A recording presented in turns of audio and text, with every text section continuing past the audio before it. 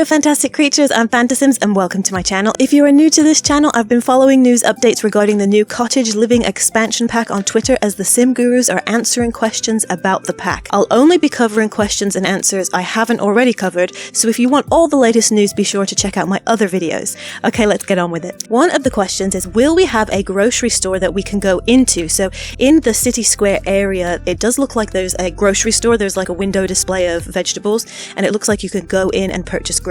So SimGuruRomeo replied, there is a local grocery stall in the village of Henford-on-Bagley. It is run by the local NPC Kim Goldblum. So it seems like that storefront might not even be a rabbit hole. I'm not sure if you can actually go in there or if it's just like set dressing. And for clarification, someone did ask, local shop as a store inside building or a market stall or both? And he replied market stall. So it really is just the market stall that you can go to and interact with to get your groceries. Now, we already talked about this initial tweet about the ability to customize animals in Creator Sim. We already talked about how that is not an option for this pack, but there was a follow-up question that I did not report on, and this is, will befriended bunnies stay on our Sims lot, and we will be able to add them to the household? Romeo responds, placing a rabbit home from the catalogue will allow them to hang out on your lot more often. You will not be able to add these animals directly to your household skewer, but you can access any of them through your relationship panel, assuming you have built a relationship with them. So there is a separate relationship panel for the wild animals that you can connect with them through. Another question about ponds. We already talked about ponds in the previous video,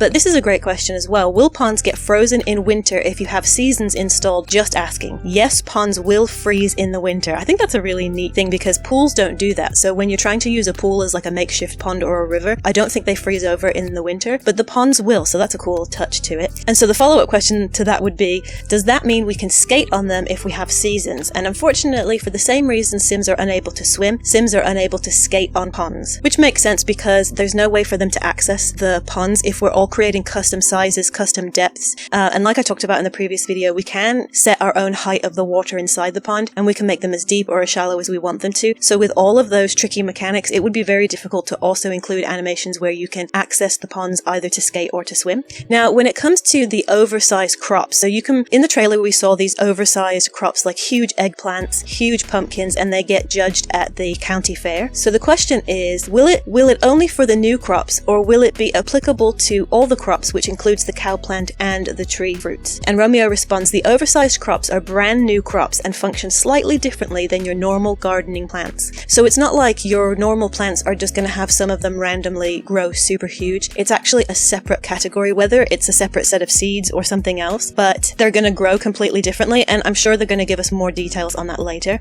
This isn't really an answer, but it might answer this question if you have it. Are there new aspirations, more sim and lot traits? And he just responds, more information to come soon, stay tuned. I'm assuming these are the kinds of things that they're probably going to address more so in the gameplay trailer and the live stream. Okay, so this next question, did you consider including other animals? What animals and why they didn't make it into the pack? Romeo responds, I know this is not what you want to hear, but we are not able to comment on future releases at this time. As I mentioned in my statement, we are always looking and listening to the community to determine future content. I'm not quite sure he got what the question was, I think, for this one. I think what they were just asking is why were the choices made for the animals we did get, and why some of them might have been excluded for the present pack, not really talking about any future packs. But this answer might actually be a bit telling, maybe. If he did understand what the question was asking, it could be telling, like why weren't horses included, and maybe his comment about we can't talk about future packs. I mean, I don't know. I doubt that he would reveal that much information or give us that big of a hint that maybe horses are coming or something like that. So I don't really know what to do with this question and answer. You guys can decide for yourself. And then this is the sad news.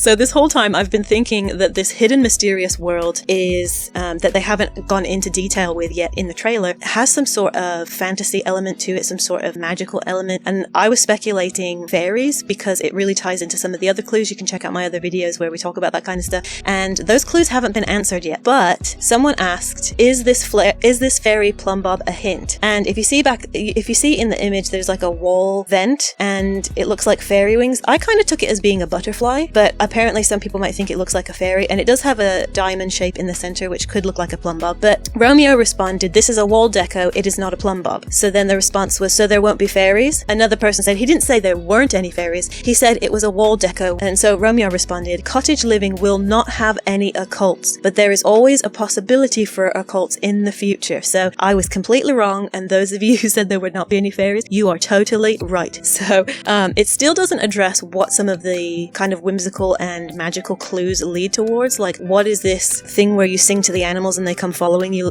like you're a Disney princess?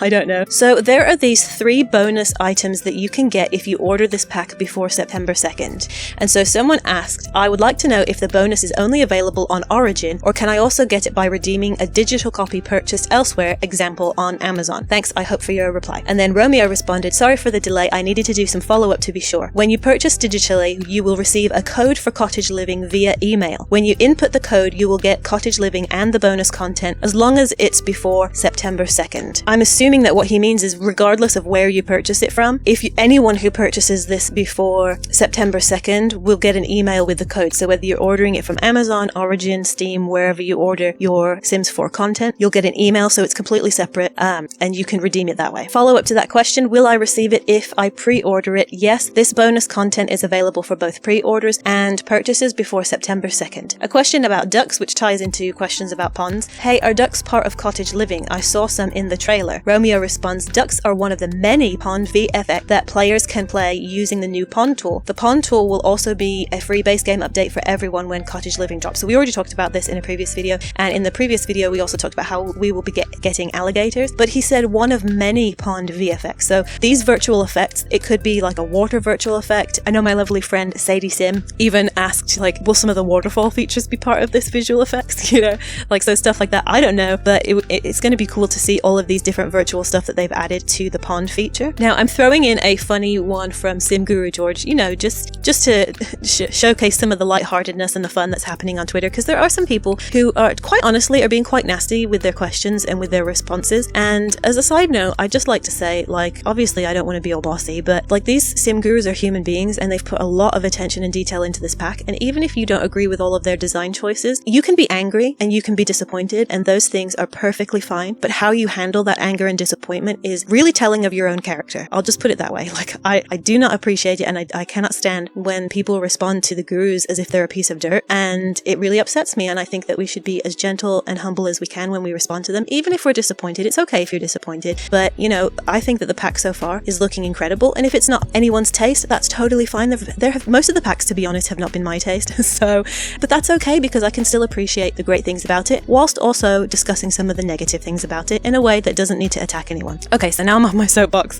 So Starfold said, The Sims, super excited for Cottage Living, but after watching the trailer 30 times, I see no new rocks. Where are the debug rocks? Asking for a friend. And so SimGuruGeorge jokingly replied, SimGuruRomeo had a team-wide debate between new rocks or including bunnies. It was really close. The bunnies won by just 1 vote. There may still be time for a recount. So obviously, I don't think they actually held a vote between bunnies and rocks, obviously, because bunnies would win every time. But I think it was fun just to showcase some of the lighthearted humor that's going on Twitter at the moment. Okay, now this one's really cool. So Iron Seagull posted that I'd love for that house to the right of the waterfall to be a playable lot. That would be so cool for storytelling and off-the-grid gameplay, because that landscape is really beautiful. Romeo actually responded, that is in fact a real lot. It's actually my favorite lot in the new world. It's a secluded cottage nestled right at the peak of the waterfall. So this is going to have a really beautiful view, and I'm not sure what the size of the lot is going to be. It looks like it's probably one of the smaller ones, but the surrounding location is just going to look really good for builds and gameplay and storytelling and all that kind of stuff. Okay, so here we have more details on that lot, and someone said, oh my goodness, yes, I know what lot I'll be playing in forever. And Romeo responds, it's also one of our starter lots, so you can easily jump in and enjoy it. So if you have Sims who are starting out and they just have the base budget that you start off with, they can afford it straight away and start living in that beautiful location, which is really fun.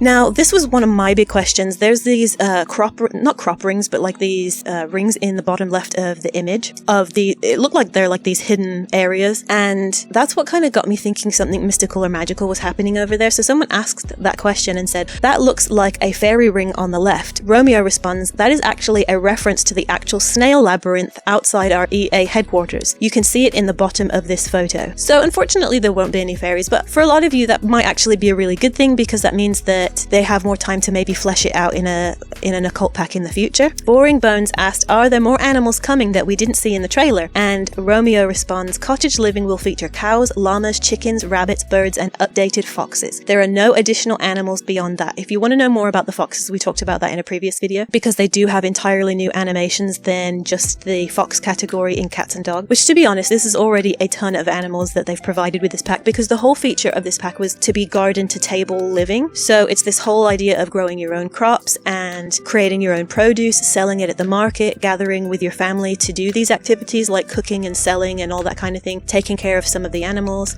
So it already is jam-packed with a ton of stuff already. Romeo also mentions that, I can't remember if we talked about this already, but I'll throw it in there just in case. We also added some additional things to children, more info to come. So there's a lot more stuff involving gameplay for children.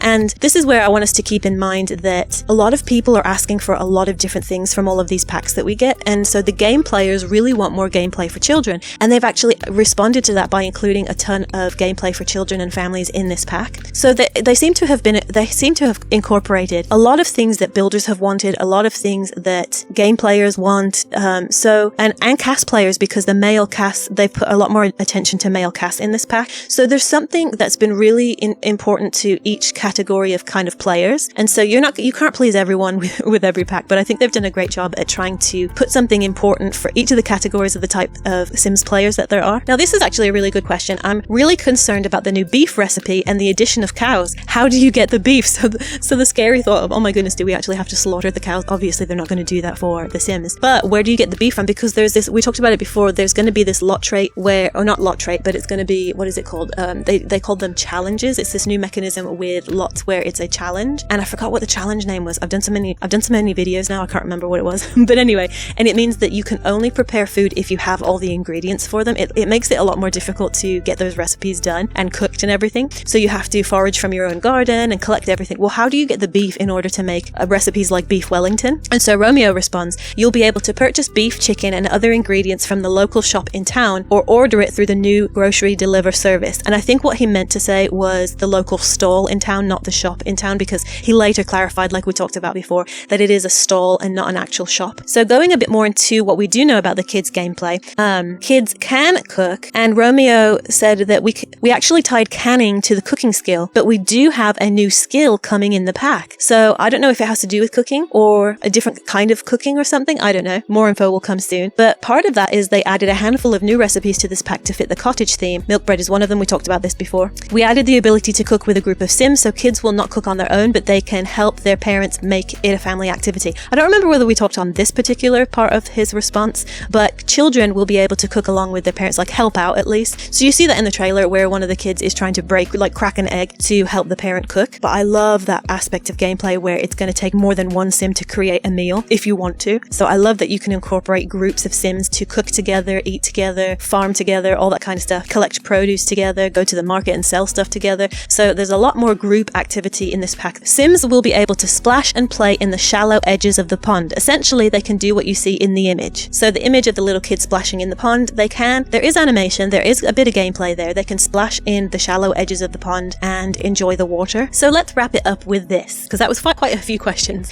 Even though we're not getting an occult sim with this pack, no fairies, nothing magical it seems, what is this redacted tweet that we've been talking about? You know that this is a response SimGuru Frost gave to SimGuru George back in April, where there was a hint given. You know that redacted only works if you're playing with redacted Sims and the new redacted. So it's really difficult to tell. It seemed like the redacted Sims part of that comment meant that it was going to be a different kind of Sims, but maybe it's a Sim with a specific skill. Like, I don't know what they would be called for this pack, but like if it said, you know that something only works if you're playing with gardening Sims and the new market stall or something. I don't know. I don't know how to fill in the blanks or whatever, but it might not actually have anything to do with anything, a different kind of Sim, like as in an occult Sim. Obviously it doesn't. Or this is some sort of hint at the next game pack that won't be coming out for, I don't know when the next game pack would come out, but months from now. So I don't know. I guess we'll have to wait and find out. So I hope none of you are too disappointed about not having fairies, but there's still so much in this pack, and I can't wait for the gameplay trailer. Hopefully that will be coming out either, I don't know whether it's going to be like a week or two from now. I know that with Snowy Escape, the gameplay trailer came out a week after the initial teaser trailer, and then for Discover University, the gameplay trailer came out 2 weeks after the teaser trailer. So I'm not 100% sure when we'll be getting the gameplay trailer. I don't know if anyone said anything about that. You can comment below if you already know. So I'll be on the lookout for that, and I will let you guys know more information as it's coming in through Twitter. And until the next one, guys, you know what what? I freaking love you.